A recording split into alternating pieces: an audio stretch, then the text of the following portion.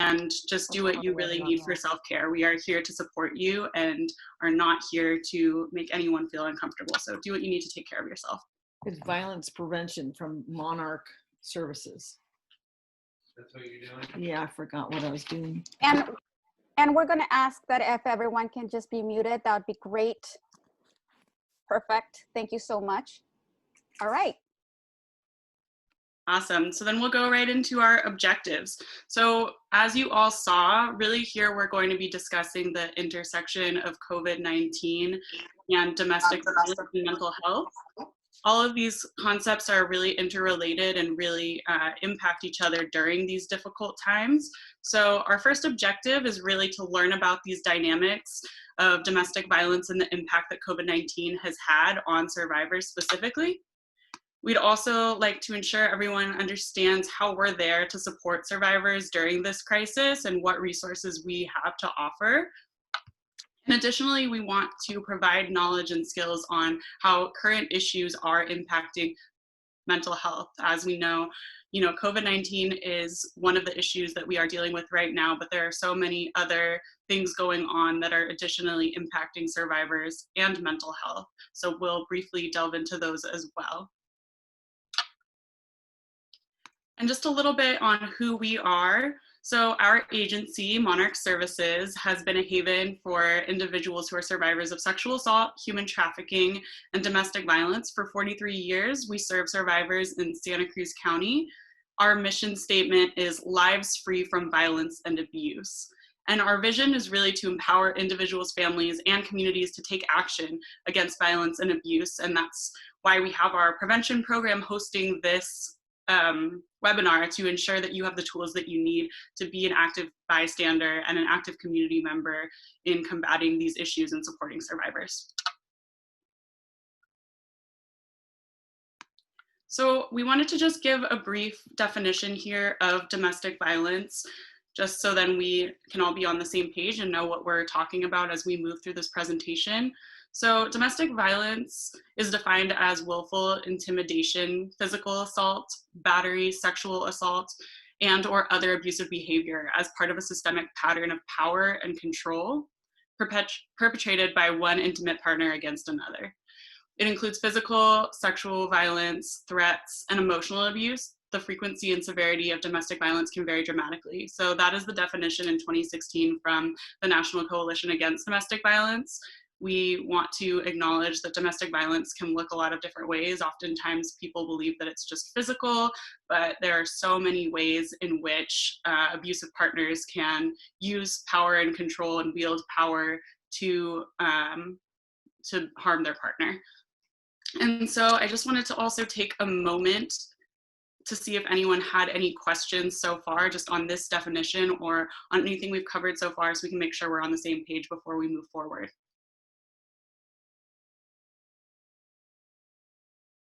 And additionally, if you don't have any questions right now, I just want to reiterate, feel free to put them in the chat, and at the end we'll have a Q&A where we can come back and answer all of those questions you might have. Thank you, Delphine. I appreciate you. So once again, I just want to have a conversation in regards to the fact that it's so hard to imagine being in this pandemic, right?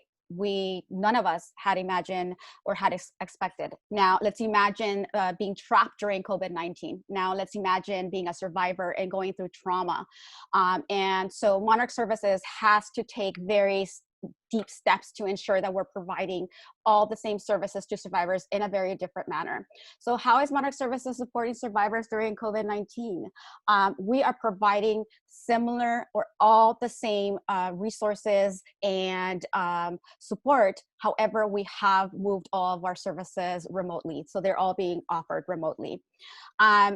Again, it is crucial for Monarch Services to continue to provide this, given that we have not only seen the increase, but we also know the importance of the services that we provide. As we know, during a lockdown and quarantine, we know that is essential to suppress COVID, right? But we also understand and we also see that it traps survivors. And therefore, how can we make sure that not only Monarch Services, but also we as a community come together to make sure that these survivors are getting the services and support that they need? We continue to provide our 24-hour support services through our crisis line, as well as we also continue to provide crisis intervention services with one-on-one counseling. All of this is remotely and using the different platforms that our advocates are being now trained in. Our children and youth program is continuously working with our youth in various ways, not only providing support groups, but also ensuring that youth are still receiving the amount of services that they need. And that could be one-on-one, via text, it could be via phone, it could be remotely as well. Our counseling department continues to provide counseling services with our professional therapists, as well as one-on-one counseling with our advocates as well. Our advocacy has certainly increased. Our legal services continues to provide services not only via remotely, but when necessary, meeting with a survivor to make sure that any document that is required legally to be signed and be turned into the courts. We're also continuing to provide services to our survivors who are inmates, who are in county jail. We want to make sure that they are not being left alone during this very critical time. And additionally to the services, we are also continuously providing our support groups both in English and Spanish. It is important to note again that all of our main services are really essential, and that if you need to refer anyone to Monarch Services, our 24-hour crisis line is available 24 hours a day. As I mentioned, a couple of the options that are being provided to survivors is phone or video. We are just finding different platforms. We're ensuring that we certainly understand that right now with the current situation, there's limited not only availability, but accessibility to many of our participants, which I'm pretty sure that many of you have also seen with your participants. So Monarch Services is trying to be very creative, working collaboratively with the different partnerships to ensure that survivors are getting the message that we're still around, that we're still here to provide them support, that not only can they call our crisis line, but also that they can still go to a safe place. And we help the survivors navigate all these services. From technology, if a survivor doesn't have the means to obtain some sort of technology, we try to work with them. We also educate them and guide them through the process of how to use that technology. In addition, I want to point out that our shelter and motel services are still being offered. And we have seen a huge increase with shelter and motel services. It is important to note that we have seen a 15% increase in requests, not only from in-county, but out of county, given the fact that many of survivors, not only survivors, but just overall our population is being left homeless because of the pandemic during this time.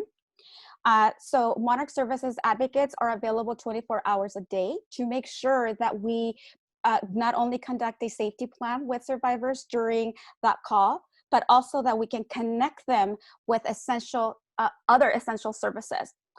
We conduct shelter screenings, motel screenings, coordinate the transportation. If transportation is needed from their unsafe location to a safe location, such as a motel or our shelter program, we will definitely coordinate that via Lyft or any other source of transportation to ensure that the survivor is getting to and from. It is also important to note that our survivors, once they are placed into a motel, we monitor their situation, and within 14 days, they might make the transition into our shelter program. This is just for health guidelines, but also we ensure that they are connected with a case manager or an advocate to follow up and be able to receive all the necessary services, not only from essential needs, but also to make sure that they are receiving financial support, as well as groceries or any food that is needed. So Monarch Services does provide that to survivors. Additionally to that, all of our shelter survivors who are either at the motels or at the shelter continue to receive one-on-one services in person in our facility, of course, with following social distancing guidelines. It's important to know that all of our services and all of our activities are free and bilingual when making those referrals to survivors. Now, let's talk about the survivors who are stuck at home, right? We discussed about the fact that right now during the pandemic, many of our survivors are unable to leave their situation. So how do we go about that? We work with you. We work with collaboratively with you all to make sure that the survivors not only have the information and education, but also that you can make that initial call for survivor if needed. We have plenty of information that we're more than happy to share towards the end of this presentation to make sure that survivors have the accessibility of our services to ensure that while they're stuck at home, as we know, that the increase in anxiety and domestic violence is going to increase. Any questions so far in regards to our services? Okay. As we have noted, mounting data has suggested that domestic violence and really is an opportunity for infection, right? It's really flourishing the conditions of our survivors. It's increasing. And one of the things that we have noticed with Monarch Services specifically is an increase in calls from survivors seeking support, specifically from domestic violence survivors. The increase is over 20%. We have seen this increase since the beginning of sheltering in place. Now, as COVID pandemic continues, this number is most likely to grow. We're seeing this number growing every day. We're seeing the need increase every day. Therefore, it is Monarch's duty to continue to provide support and look into alternative ways to ensure that we're providing our survivors with a needed safety and guidance. As we noted too, many survivor situations has taken a huge turn. It has been impacted tremendously, right? Under these worst situations. And the abuse has been becoming more, higher every day. The occurrences are just increasing. And so therefore, we're also seeing an increase in stressors, not only financial, but also medical, health. We are seeing with our survivors the fact that they're losing their homes. They are, of course, right now with the situation is just being a little difficult for them to access certain services. Part of the increase in the stressors, we were also seeing that while sheltering in place 24 hours a day with a person who causes harm can be difficult, which then impacts those around us, right? It impacts our children. So for those of us who work with youth, it is important for us to note about the impact that this is having on our youth as well. Again, the loss of jobs is a huge stressor, as well as mental health, which Sydney will be discussing in regards to what we have seen with the mental health. Marginalized communities are seeing an increased risk, unfortunately. We have seen a decline in seeking services from our Latino community. And we know that that is because of the accessibility. So how can we as Monarch Services come together to make sure that we as a community really come together to make sure that we're providing those essential services to those who are marginalized? Undocumented immigrants are definitely at higher risk. People with disabilities, those who are unable to hear, speak, and have various types of disabilities are also at higher risk and are more prone for isolation during this very critical time. Again, we have seen an increased isolation and how that has hindered the support that we have provided. Any questions so far? Okay, so we're going to talk about how COVID is impacting mental health. So thank you, Maria. Maria really fleshed out like all of the ways in which survivors are really overwhelmed at this time because of COVID-19 and because of all of the unique factors that are coming into play with the pandemic. And so we know that this is wreaking havoc on people's mental health. There are a lot of reported increased anxiety and depression related to uncertainty. A lot of people don't know what's going to happen next. They are unsure of if they are going to have food on their table, if they are going to stay safe and healthy. People are worried about their family members, their friends. And so all of that uncertainty is leading to a lot of anxiety and depression. A lot of people are also reporting difficulty concentrating and staying focused on a task. We know that with trauma, that already hinders the ability sometimes to stay focused because the brain is just going flight of thoughts, so much overdrive. And then you add on top of it the COVID-19 crisis, and people are really wondering, like, are having a hard time staying focused or staying on topic. I know for a lot of folks who maybe before the COVID-19 crisis, they could spend all day, just doing work and not losing kind of their train of thought, but now they'll find themselves wandering off and thinking about the future or just having that level of, I can't concentrate. Another big issue or another big change that is impacting mental health is changes to eating and sleeping habits. This might be sleeping more or sleeping less, eating more or eating less. And we know that those things impact people's mental health. That when you are not sleeping, you are not able to be functioning. And on the flip side, if you're sleeping too much, maybe that's because of that uncertainty or that fear, or just people have nothing to do right now. And so that kind of like that depression that can sit in, and now people are sleeping more. And a big one that I think is important for our community to note is around increased substance and alcohol use. This is huge because many people in our community, and especially many people who are survivors of trauma, depend on support groups like AA, Alcohol Anonymous, Narcotics Anonymous, things like that, to keep themselves sober. And they don't have that. They're not able to meet with those groups. They're not able to have that camaraderie. And then the increased isolation, people are uncertain, and people are hearing news of their loved ones dying of this pandemic, and they're trying to numb out with substances and with alcohol, which we know for domestic violence, that can be a really, really scary cocktail. If the person who's causing harm is stressed and anxious and using alcohol and substances to numb that, it makes survivors at an increased risk for violence. Any questions on this slide before we go forward? Okay, so issues that are currently impacting mental health beyond COVID. So 2020 has been a year, and we're not even done yet. And so we know that COVID is huge. We're talking about that. That is part of the main topic of this presentation. But there's also a lot of other issues that have been impacting people that are impacting mental health. One of the big ones right now is attacks on LGBTQ rights. So for those who don't know, that's lesbian, gay, bisexual, transgender, queer. There's more acronyms in the alphabet, but we'll stick with that. And this has been huge in the news around particularly trans people being attacked, having their rights rolled back, where trans individuals had rights under Obamacare to certain medical services that are now being scaled back by the current administration.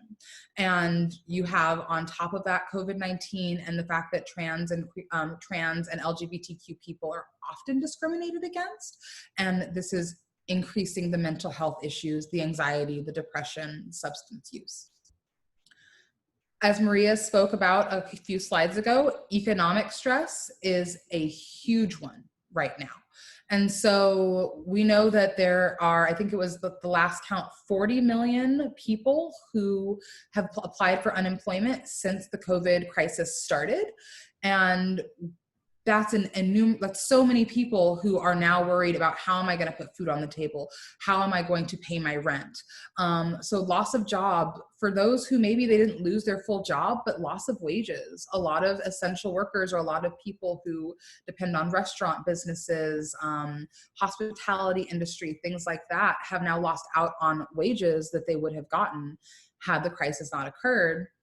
And then a big one that I think is really important for our community, because Santa Cruz is changing so much already so rapidly, is business closures. I live in downtown Santa Cruz, and just in the few months since COVID has hit, several businesses that one would have perceived as thriving have closed. And that has a really long-lasting impact on the economics and the community. You know, this is a tight-knit, small community. And so when businesses close, that has a lasting effect. And then also the jobs that get lost there and all of that. And then additional issues. This was a big summer for protesting. The Black Lives Matter protests really took the forefront of the news for most of June, and are still going on in many, many places. And so that, for a lot of people, is impacting mental health. For people of color who maybe, you know, we know these things, we see this discrimination, the onslaught of seeing it on our news feeds, our social media feeds was just too much. And on the flip side, for people who maybe are new to these conversations, it could feel overwhelming to hear about so many different things going on that one maybe didn't even understand was happening. And then, of course, there's the ensuing backlash, you know, for those of us who maybe are on social media, seeing videos of people who blatantly telling people that Black lives don't matter, that they didn't care. And so what does that do to our psyche when we see that when we're trying to push forward, that people are consistently pushing back? And then one that I think is really, really important for this community because of the tragedy that happened in Ben Lomond is continued strain between the community and the police. We know that an officer was killed in our community in a tragic, terrible way that never should have happened. And so what does that do when on both sides, the police are fearful and the community is fearful? And understanding that for a lot of our survivors, they come from marginalized backgrounds. Maybe they're undocumented, maybe they're trans, maybe they're Black, maybe they're, you know, Latinx, whatever the case may be. And that fear of the police that can also create a situation where their mental health is impacted. You know, if a trans survivor is being abused, but they don't feel like they can call the police and get help, then that increases the issues around mental health. And it also increases the issues around not being able to keep our community safe. And so those are, I'm not the whole breadth, but a lot of really big, heavy things that are happening right now. And so I do want to just take a moment to pause and see if anybody has any questions. I'll check the chat. No questions? Okay, we can go. And so I think that one important thing for us to really think about with this is where do we go from here? Because this is a big year when it comes to survivors needing support, just general everyday people who maybe were doing fine a few weeks ago are needing support. And thank you, Delphine. Delphine's gonna put all of the resources in the chat so you all have access to them. And so resources to support survivors. So this is, you know, specifically for DV survivors, although Monarch, we serve all survivors. But so our crisis line, like Maria said, we're 24 hours a day, 7 days a week, bilingual English and Spanish. So that is, if a survivor is needing support at any time, that is one of the best ways to contact us. We know that because of the economic issues that people are going to start, like very soon, people are going to start being evicted because those eviction moratoriums are soon to be lifted. So Tenant Sanctuary of Santa Cruz, a resource for those who are needing that housing support. People are hungry. They don't have food. They don't have access to food. Second Harvest Food Bank. The Undocu Fund is specifically a resource for undocumented individuals because we know that they are at an increased risk by just the way in which our current administration is treating undocumented people, and then all of the isolation, the economic stressors, and all of that. And for so many government resources, many undocumented people may not be able to access them depending on how those things are set up. So the Undocu Fund is really, really important. And then COVID resources for DV survivors, because like we said, for DV survivors, this is a really unique time. All of those things happening at once, and we're stuck in the house with limited resources and limited ways to be. And humans are social, like we will die without touch. And so to not be able to communicate, to not be able to be within community can be really, really difficult for DV survivors. And so those resources on how to support them. And the next slide. Awesome. So more resources. I think it's really like part of why we're doing this is we want to educate the community. We want you all to go out there and be advocates for change and to support survivors however they show up and looking like for you. And so we have on our website anti-racism resources that can kind of help you understand really what these movements are about and how we can all move forward. We all have a job to do when it comes to ending racism, ending classism, ending, discrimination against people with disabilities, and all of the isms. And another one I think is important, talking to kids about racism. That's something I think a lot of us adults don't always know how to do. And we assume that kids that they're too young to have these conversations. But the reality is that for Black and brown kids, they are never too young to actually experience discrimination.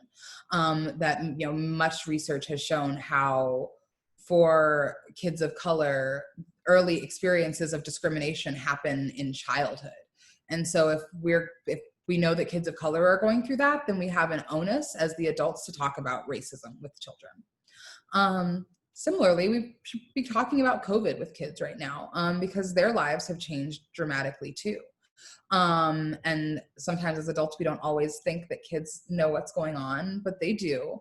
And so really having those conversations about what this is and how we can cope and get through it. And then learning more about the Black Lives Matter movement. So really just understanding where the movement's coming from and how you can support. And then, so the big one, taking care of yourself.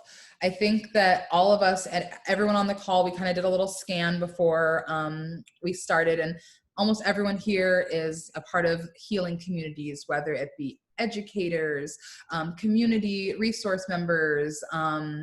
Everyone here is at some level taking care of others. And so how can we take care of others when we're not taking care of ourselves? So some tips, and I had to really take this slide to heart this week because it was the hard one, but so taking breaks from the news. We as human beings are not built to process the amount of information that is coming at us, and it can be really overwhelming. And so taking breaks from the news, and really even if you are watching news that's feeling overwhelming to you, trying to make it so that if you are watching a news story that upsets you, can you do some kind of action to address the issue? If not, then maybe that news story is something you need to kind of step away from and take a break from for your mental health. Another big one, connecting with your body. We're sitting inside all day, and so getting up, taking deep breaths, going on walks, stretching, remembering that your shoulders don't need to live up here, and bringing them back down, all of those things to connect back with your body. We also want to safely connect with others while following social distancing, because we know, like I said, humans are social, and this is really hard for people to be stuck in their homes. And for DV survivors who, were already maybe isolated, this is increasing their isolation. So Zoom hangouts, going on a walk with a friend, doing those things that can allow you to connect with another person. And then the big one, doing things that make you happy. Especially those of us in the activism world oftentimes get so bogged down in the fight and making sure that we're always pushing the movement forward that sometimes we forget to take a step back and really engage in joy. So maybe you're a mountain biker, maybe you like to paint, or you like to bake, or whatever the case may be, but doing something that connects you with joy, because we need more of that during what is a really uncertain time. Thank you, Sydney. And we're going to go into questions. We would like to have a conversation with you all in regards to what can we as a community do. It is important for Monarch Services to make sure that we're using this platform as a way to not only come up with ideas, but also have a discussion in regards to what is the community seeing. Monarch Services is seeing an increase with domestic violence. We're seeing an increase with child abuse.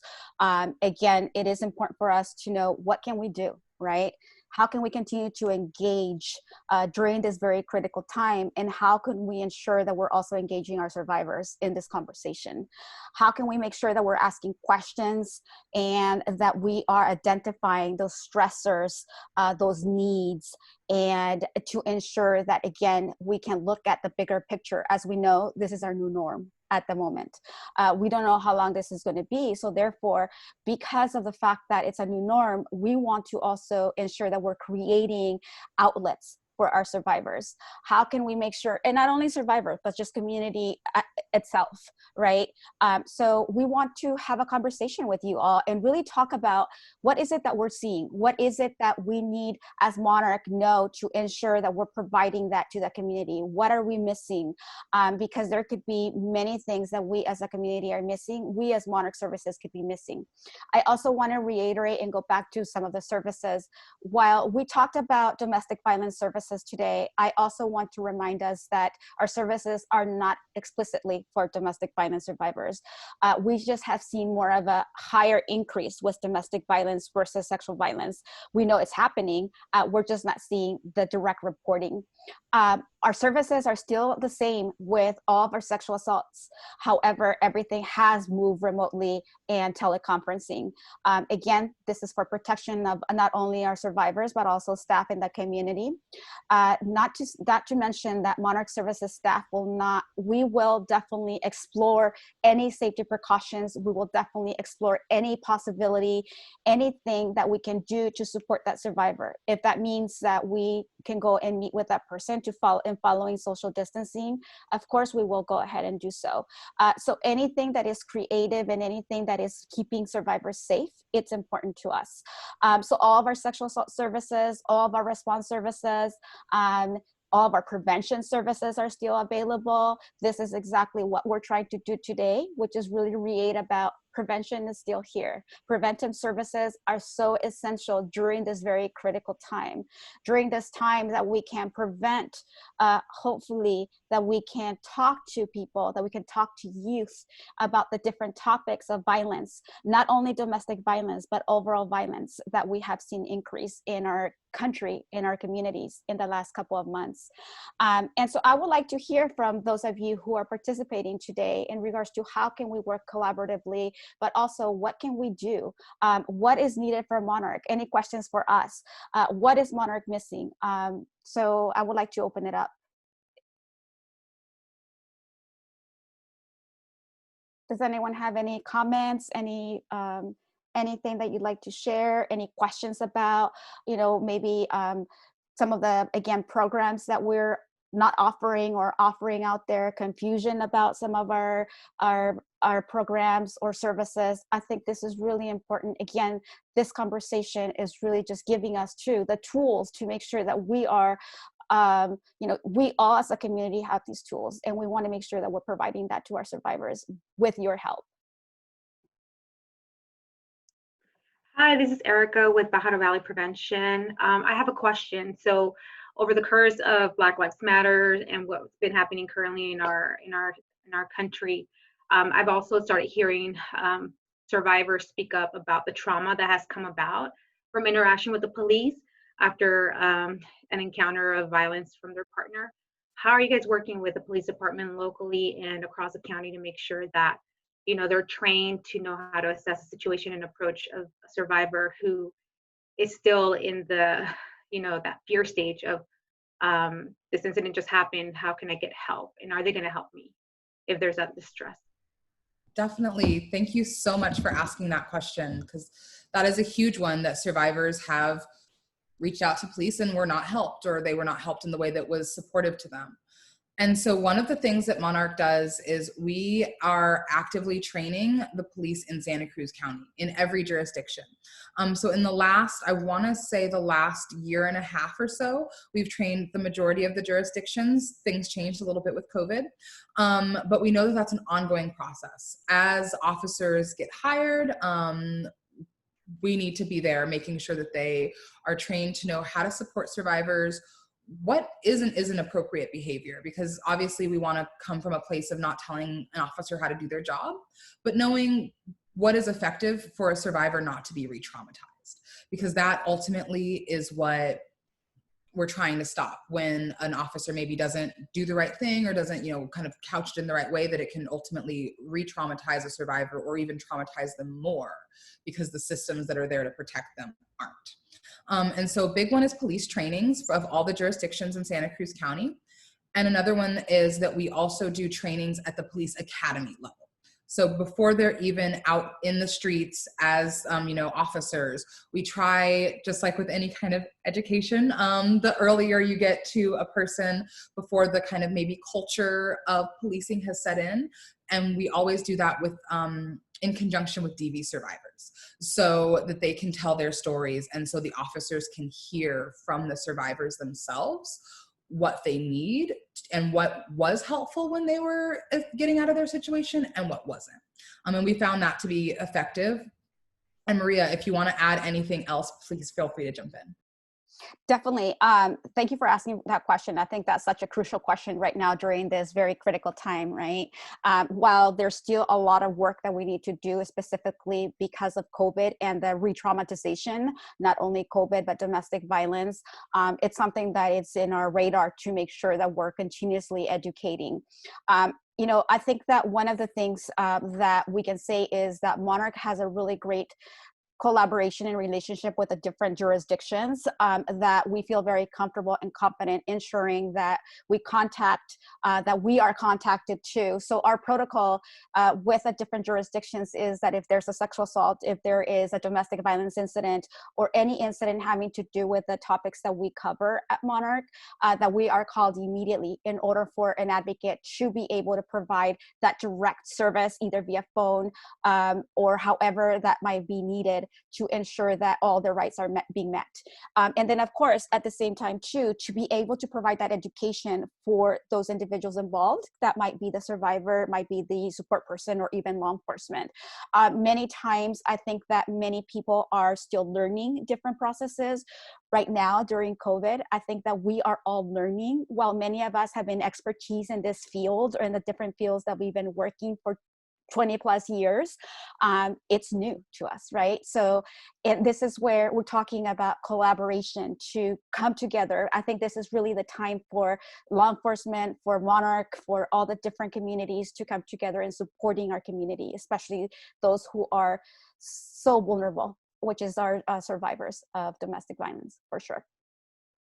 I appreciate that question. Any other questions in regards to any other thing that we might be able to offer you? Hi, my name is Adriana Mata, and I'm a program manager at PVPSA. First of all, I do want to thank you guys for actually giving this informational session, because a lot of the times we don't really know what our partners are currently doing or what they're implementing. And I think this gives us an idea of what it is that we can do to either refer somebody that needs the services, and also just to get more information regarding what it is that we can do if we come across a situation, and who to reach out to. I do have a question regarding services. There was a client that was referred over to the agency to be part of a group, but I think she was a little reluctant to reach out because she thought that in order for her to qualify for services, she needed to be an actual victim of domestic violence. I want to say victim, survivor of domestic violence, because I know that it's been over like 10 years where she was in that situation, but we feel that she still needs a lot of time to process what happened. She hasn't really processed, and she kind of just kept on moving forward without really doing the work. Mm-hmm. So can survivors still participate even if it's been a period of say 8 to 10 years, or do they have to be be going through that particular domestic violence situation at the moment? So not necessarily. So we serve all victims and survivors of domestic violence, sexual assault, and human trafficking. So all survivors are welcome to, again, seek our support services, as well as I think that Sydney and Delphine and I will go ahead and provide our direct information and contact information in the case that there's ever any questions.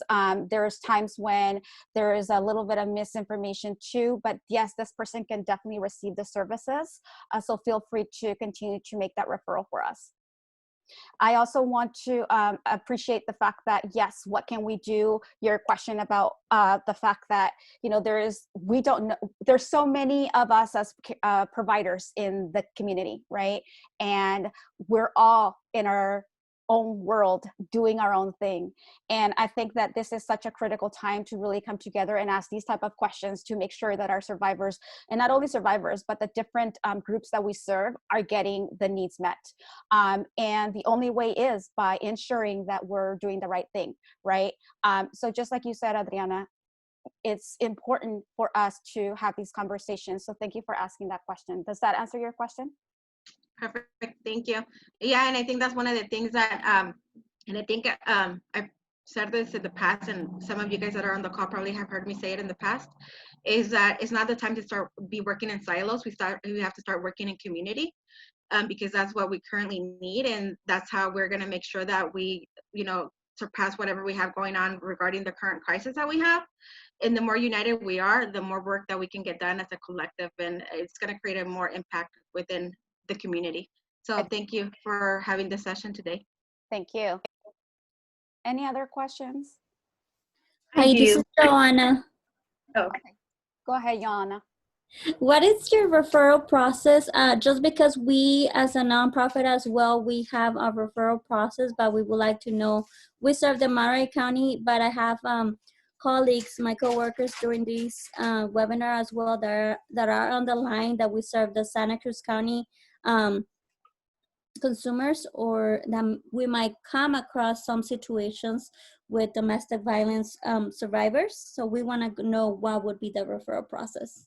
Yeah, definitely. So we do have referral process for every program, and the main referral that you can always make when you're unsure is just call our crisis line, or have that survivor call our crisis line. Also, just to reiterate, we serve all survivors of domestic violence, sexual assault, and human trafficking of all counties. However, our priority is to ensure that those in Santa Cruz County are who are in imminent danger are specifically being served.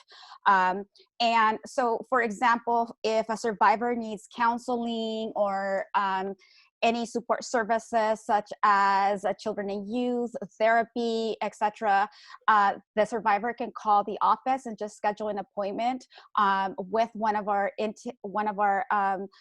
office managers. They will schedule them with an advocate. They will go through an intake process to determine what are the needs, and then just go from there. Normally, they are being scheduled with an advocate first, however, before there's any further referrals within our agency. As for our shelter program is 24 hours a day, 7 days a week.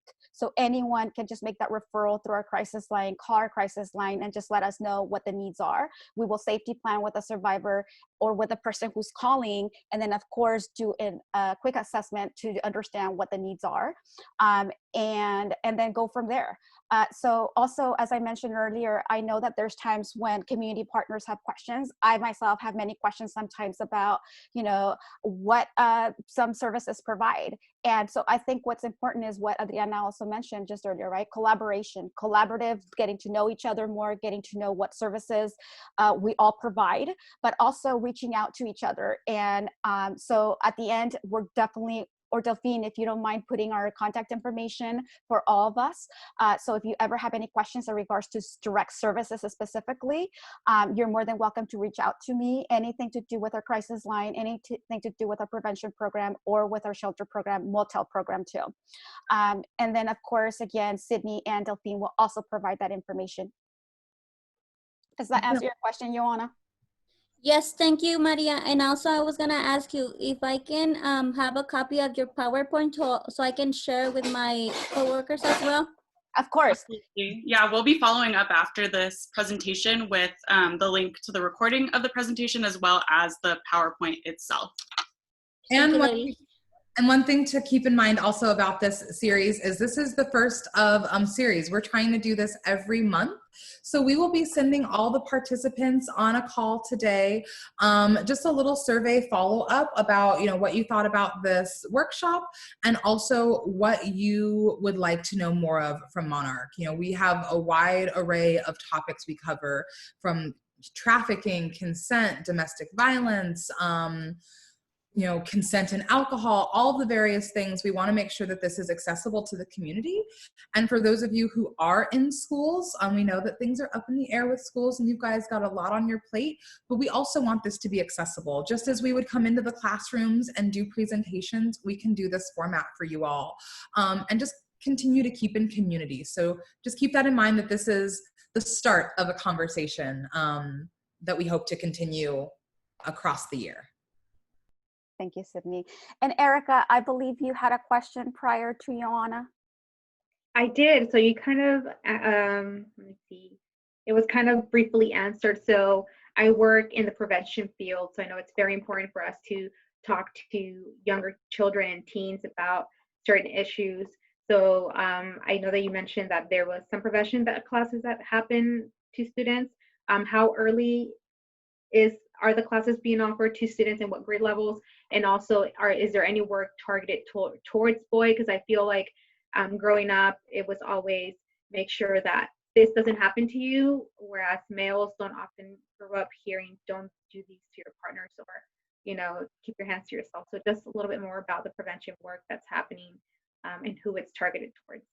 Exactly. Thank you. It's actually targeted to the whole community. That means from ages 0 to any age at this point. Of course, the majority of the presentations that we do conduct are more middle school and high schools. Not to say that we can't do any presentations for little ones. We want to make sure that we are actually starting small. We want to start talking, having conversations. So we will tailor our presentation to your needs. And how soon, really it depends. Everything, what your needs are, you just reach out to me and just let me know, to myself or Sydney, and we will definitely talk about what your needs are and what we're able to offer at that point. Of course, as we mentioned too, right now it's a new platform for all of us. It's a learning experience. So we're all becoming familiar with these different platforms and learning from each other, and of course learning from those experiences too. And so that's where we're at right now. But feel free to reach out if you have any requests for any presentations. Great, will do. Thank you. Perfect. Any other questions? All right. Well, I want to thank everyone for being here today. This was a wonderful, really, I see various partnerships here. And I'm very excited to hear that we're going to continue to do this in order for us to continue to work collaboratively. So Delphine and Sydney, you have any other last minute before we end? Just thank you all so much. We're really excited to be able to provide these services to the community, and just remind everyone that, yeah, we're still here. We're still doing all of the great, wonderful things that Monarch does, and look out for that email and survey, because we want to keep growing this workshop series, making it bigger and better. Absolutely. Thank you all. And please remember also, if you have contacts that you feel would be interested in this webinar series, to share that with them, and so we can get as many community members involved as possible. So thank you all very, very much for joining us. Thank you all. Take care. Have a wonderful week.